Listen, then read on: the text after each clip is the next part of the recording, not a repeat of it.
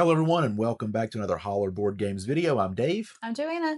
and today we are going to be talking about our favorite winter Mhm. games. And That's we right. are in the midst of winter here. We're covered up Yes, with we are. snow.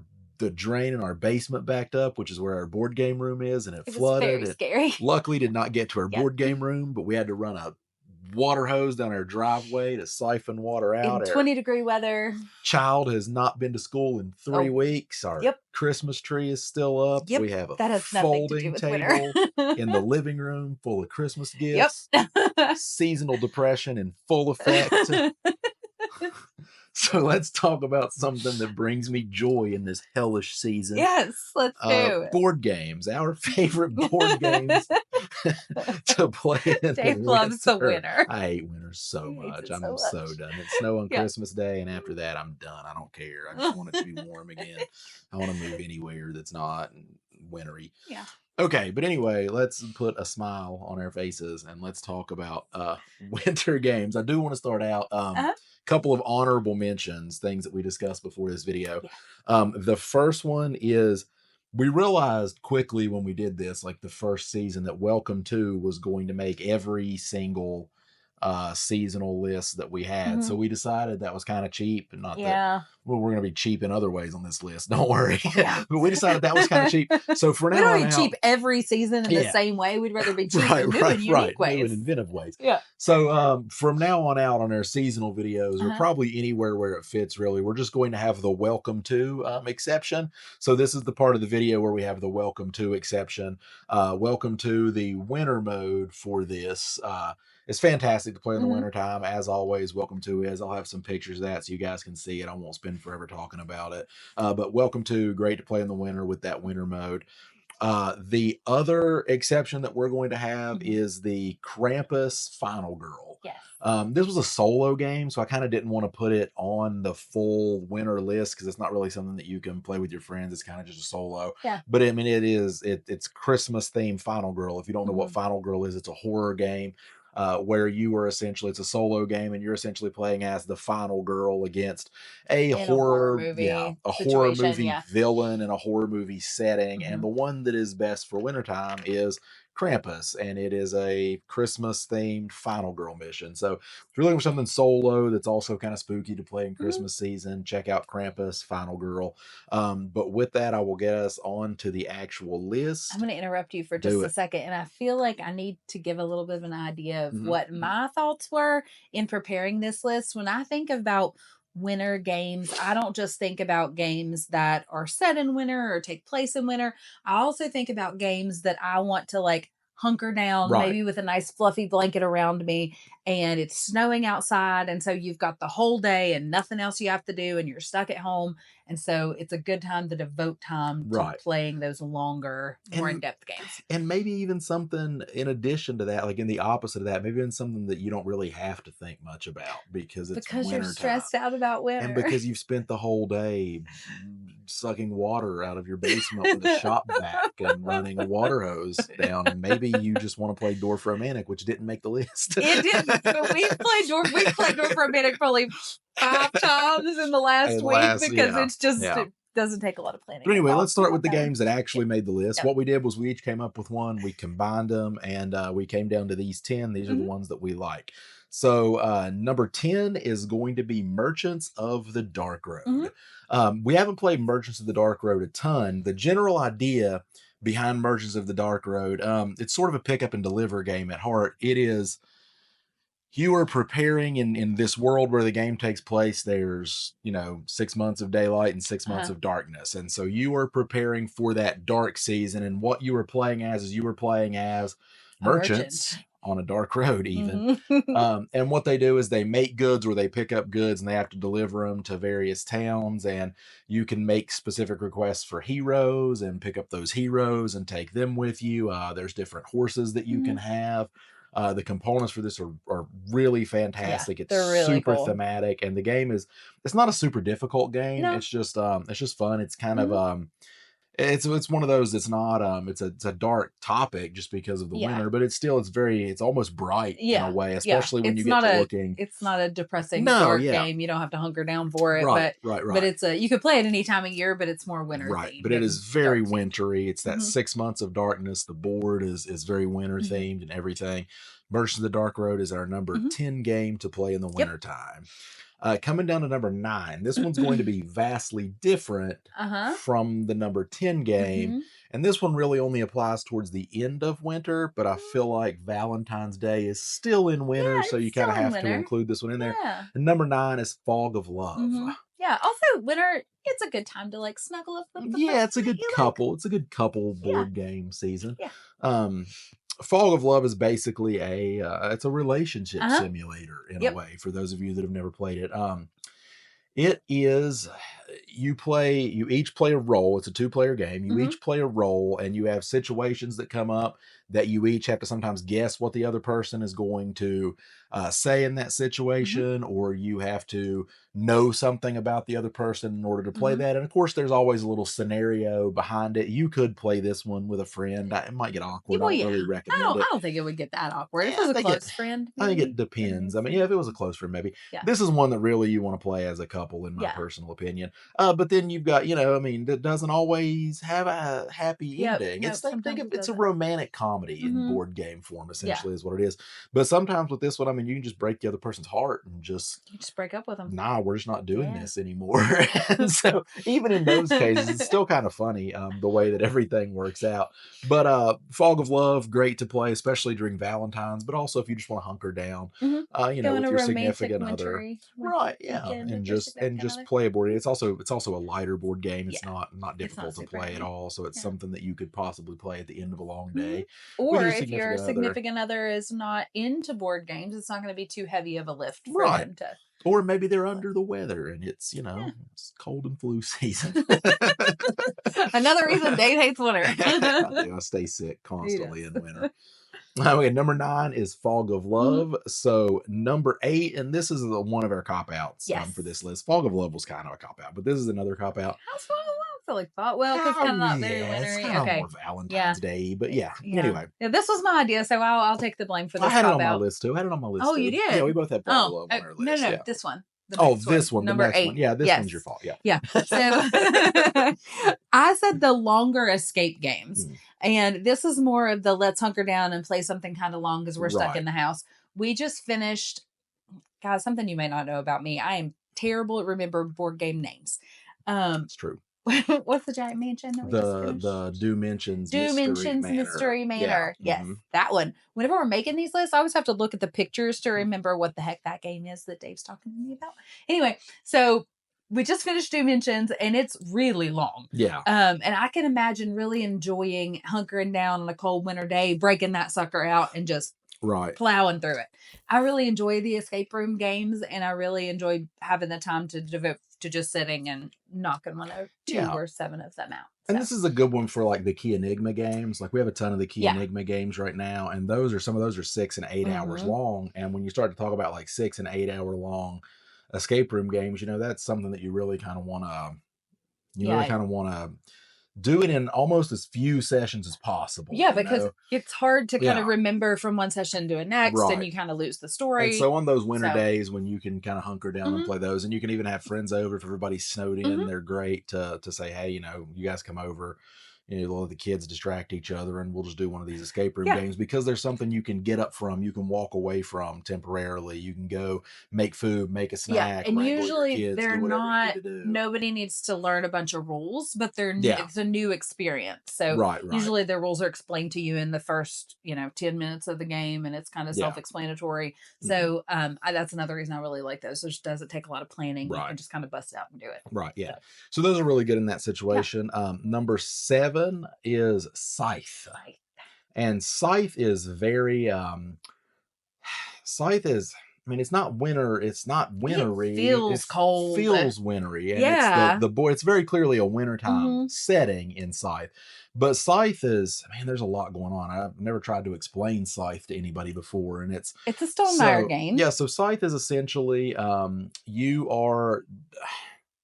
You're playing as individuals who are leading kind of their own armies in a Society? way, and they have mechs that travel Mhm, across the board. Each of them have their own unique abilities and mhm. things that they're able to do, and you're just trying to Claim claim territory. territories and conquer the land and Mhm, defeat other people, the other people that you're playing against in mhm. Scythe. And Has a little bit there's of a risk yeah, feel. there's so much going on in Mhm. Scythe. It's a very fun game. It's a lot, and it's It's a kind lot. of big. It takes up a lot of space, Mhm. and it takes a long time to play. It And so does. it's really good. This is one we do a little board game getaway every winter with a couple of friends of Mhm, ours, and we'll just go rent a cabin somewhere, and we'll just take a bunch of board games, mhm. and we'll just sit down and play. And I almost always bring Scythe, and it Yep. almost always gets played, just because it's one of those that you can hunker down, you can play for a really You've long gotta time, have, yeah, right? And time to it's play it. yeah, and it feels very like, Wintry. yeah, this is the day that we're going to spend playing this game. We're going to spend a significant chunk of time. Yeah. Um, so Scythe fits right in there Mhm, with that winter theme, kind of hunker down and play a longer, more mhm. in-depth board game. Yep. After Scythe, the next one was your idea. So I'll let you Yes. talk about this one. So the next one is Sherlock Consulting Detective slash Mythos Tales. Mm. Yes, that is another cop out. But those games are really similar, and we've played both of them to some extent, and they feel really the same. So I couldn't pick between the Yeah, I two mean of them. it's the It's same. the same It's game, the same basically, thing, just a basically. different storyline Mhm. between them. But the One's idea, one's actual.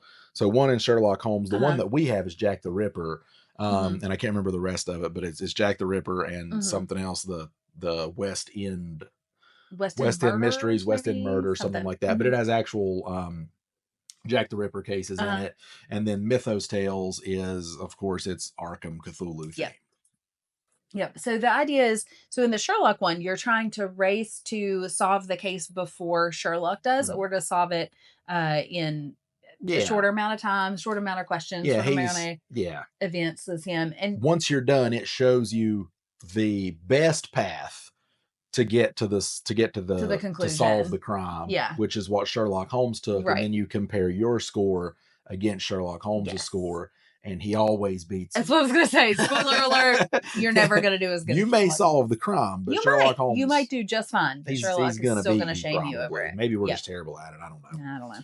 But Um, yeah, so you're the idea, there's a map, there's a book, and there's various NPCs that like you newspaper travel around, there articles are and things you newspaper can look articles. at. Yeah. Yeah, things that you can look at, people that you can talk to, and you're trying to put together the details of this crime and solve the mystery, Hmm. basically. Yep. Yep. So, but they're really fun, and the reason that they make me feel wintry is they you don't really have to have a board. You don't Right. necessarily have to have a table. We've played these numerous times sitting around Hmm.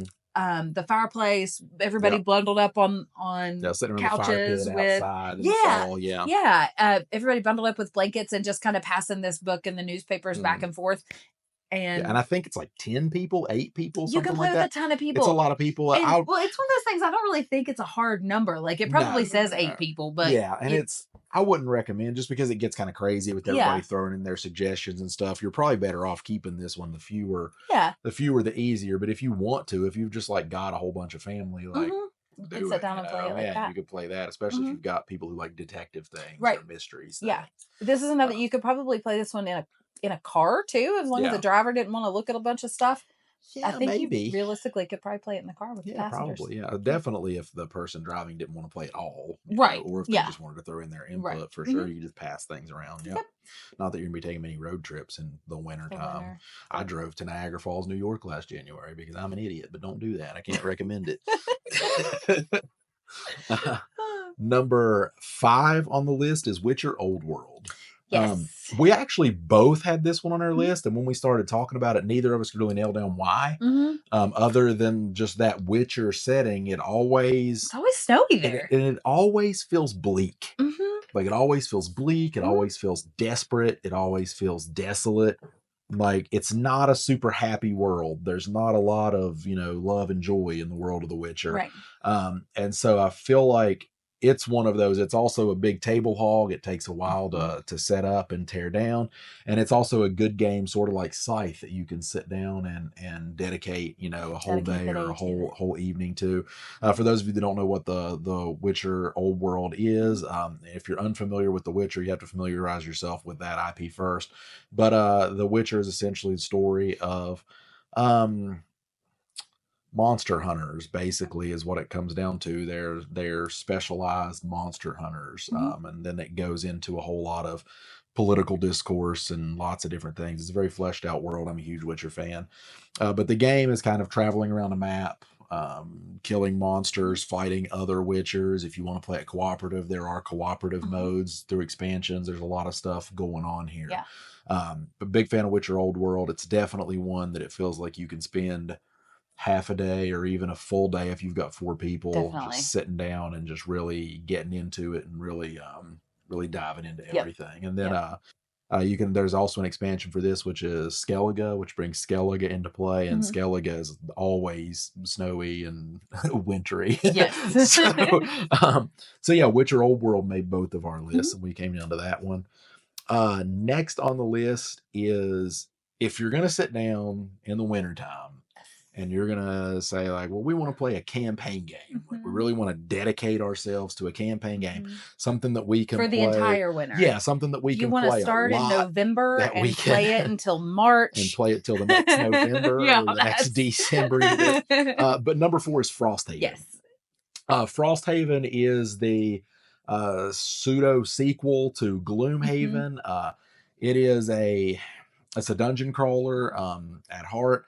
But Frosthaven takes the Gloomhaven system and it moves it into a wintry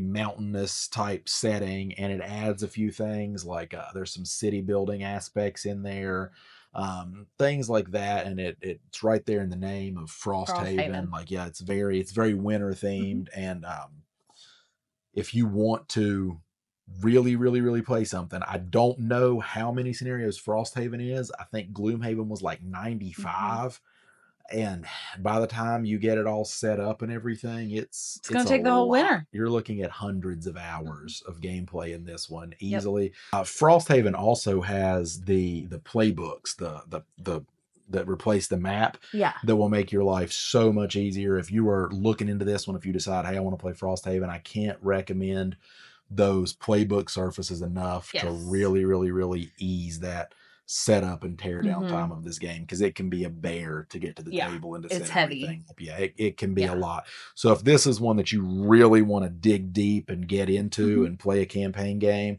look into Frosthaven. It'd be fantastic for that. Oh yeah.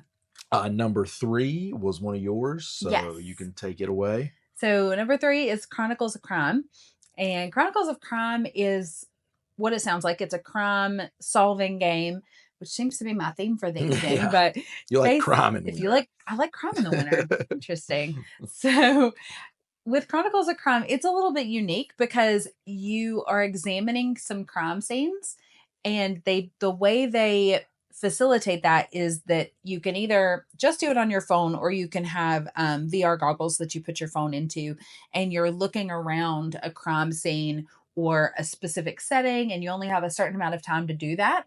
And only one person can do it, and they have to kind of say what they're seeing. Yeah. And the other person it's a stack of cards, right? Evidence cards. And they pull out the evidence cards that matches what the first person is seeing. Really interesting way to involve everybody in examining this crime scene. And then, of course, there's people that you can interview. There's a bunch of different scenarios. And every time that we play Chronicles of Crime, it just makes me want to play more Chronicles of Crime. Right. And so I really love the idea of playing it on a winter day when you're stuck at home, and you play one, and then you can just play as many as you want because it's cold, snowy outside. You can play 4 or 5 of them in a row. And there's different time settings to this one. There's 1400, 20, I forget. It goes in like 500 or 400 year increments or something like that. I forget what it is. But all of those stories are tied together. So you could essentially sit down and just kind of get the whole storyline, or play all big chunk of the storyline together. And it's something also, you scan QR codes when you talk Mm-hmm. to people and when you look for certain things. Yeah. And so those things can be cast to a TV. The app can be cast to a Yes. TV. There's a lot of ways to involve a lot of people in this one. I Uh-huh. think they only recommend it as like 4, which Mm-hmm. probably it's one of those things where it gets really convoluted the more people that you add into Probably. it. But there are ways in this to where you can really involve more people if you But wanted to. yeah, the digital aspect of it makes it more inclusive. Yeah, really suited to add more people into. But what I will say is it would not be good for a winter day when you lose power unless you've got 'cause you really gotta have that good, app. if you've really good cell phone service and cell phone service doesn't go down. But also I enjoy playing board games whenever the power goes out too. I like having, we don't have a generator or anything. We do flashlights. We have lanterns and and oil flashlights. lanterns And our things board like game that, room is so. in the basement. So Mhm. when the power, there's no windows down here. Like it is pitch just black. pitch black. So we've just got lanterns and things like that. But it's fun. It sets the mood for sure. Yeah, absolutely. Number 2 on our list is Endless Winter. Endless Winter is essentially a caveman game, basically, is what it is. But you are playing as a cave family. An indigenous tribe. Of cavemen back in the Early Ice Age. Yeah. And you're doing a number of different things as far as this goes. There are expansions for this that add cave drawings on the walls and all sorts of different things. Endless Winter, I'm a big fan of, and it is number 1 are arguably the 2 most wintry themes, and they're vastly different from each other. But if you want something that like is very winter themed, the board, the characters, the play style, everything kind of facilitates that winter environment. Endless Winter is what you're looking for. It's a Euro game, so there's a lot of strategy involved there. And we really enjoy Endless Winter. It's one that I wish I would have played a lot more Endless Winter than I have. But it's a lot. Like it's a lot to set up. It's not easy to remember how to play. And it's one of those. It sees the table 2 or 3 times a year probably, just because of. And I have to relearn it every single time that I go to play it. But every time I play it, I'm like, God, I want to play this more. But really, like, I only want to play it in this the season. winter. I have trouble pulling out. Like this next game, like we only play it in the winter.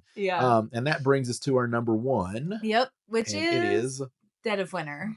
This one was the top of both of our lists. Easily, no question. This is our favorite game to have friends that live close by come over, and the kids are on a snow day, and we let the kids run amok upstairs, and we kind of hunker down in the basement with their hot chocolate and their heaters and snacks, and we play this game.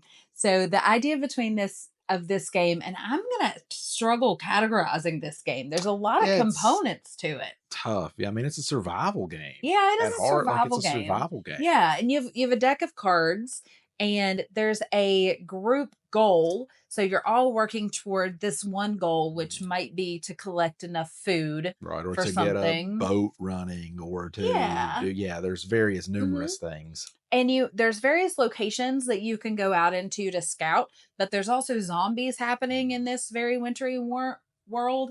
And so whenever you go out, you're putting yourself at risk of being attacked by zombies, and then if you get bit by a zombie, you can affect other people. And you have to roll dice for frostbite. You can get frostbite, or you can get regular bit, or you can get regular bit. So, it's really pretty complicated, and there's some. You can die pretty easily in this game. The last game that we played, which was a couple of weeks ago, I think my character made it like half a turn, and she got bit by a zombie and perished immediately. But you can get another character. It's not like you're out. Yeah, you're not out of the game. You just get somebody else. You're building a community of characters, and so when one of them goes down, you just have another character. Yeah, just one from the colony comes out, and that's the new one. Yeah. And you've got everybody has their own personal goal. For how to win in this one. And you might have a saboteur. Yeah, and the personal goal might be, I think there's if you have 4 people, I think you deal out 2 cards each, and then you put 1 in. So there's like a 1 out of 9 chance or something like that of having a traitor that's going to be trying to sabotage everyone else.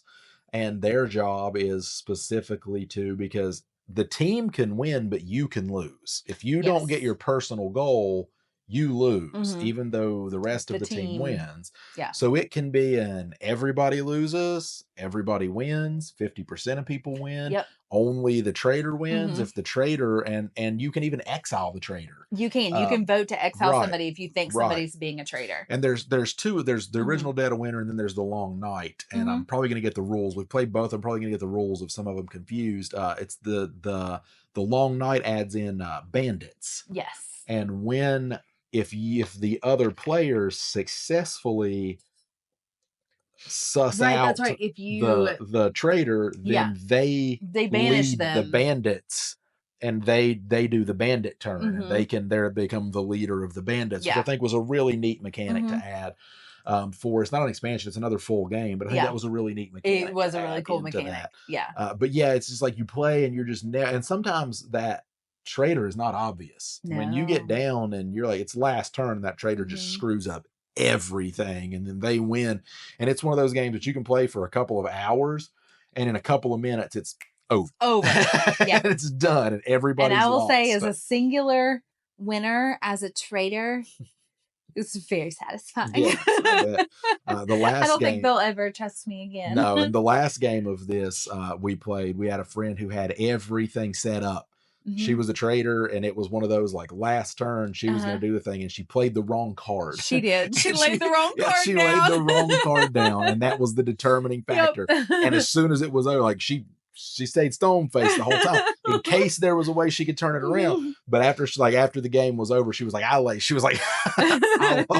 Oh, terrible traitor. This one, I've never not had fun playing. No, it's fun every time. It is also one that we usually hunker down, and it's we'll put snow, a blizzard, storm on the TV down here, or on some ambient sound, and we'll just sit down and play this. And Dead of Winter is by far our number one winter game. Definitely. We play the most often in winter. Definitely. But guys, those are our favorite games to play in the wintertime. Hope this sparked your interest in some of them. Hope you find something new. If you've got some of these games, I hope it inspires you to pull them off the shelf and play them. As always, click all the buttons, like, subscribe, notifications, all of that stuff helps us out. And we'll stay warm and cozy. Yeah, stay warm and cozy. And we will be back shortly with another video. I don't know what the next video we're doing is, so I can't tease it, but it'll be a video. It will be a guaranteed. video. Bye, guys. All right, guys. Thank you all for watching. We'll see you next time.